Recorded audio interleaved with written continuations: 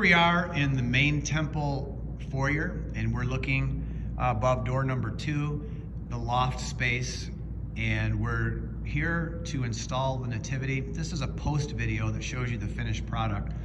To install the Nativity, you'll need the 12-foot ladder, the A-frame. It's usually kept inside this closet here. Just to the right, you'll need a number 1 key for that.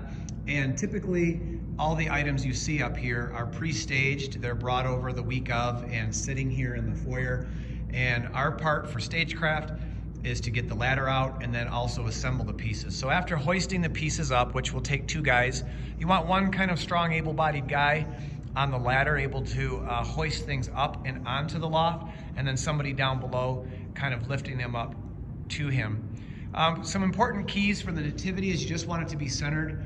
You can see right off the bat there's a gap there in the panels. So want to get up there and tighten that up, tap that together so you can't see sunlight.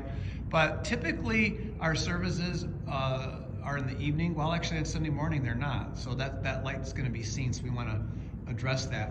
But this is kind of like the finished product. Baby Jesus, maybe it'll be moved just to the stage right a little bit, which would be to the viewer's left.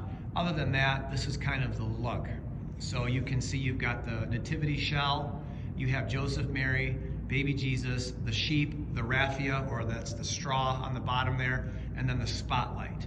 So the next few videos will show you how to put that together and how to make the adjustments that you need to make it look good.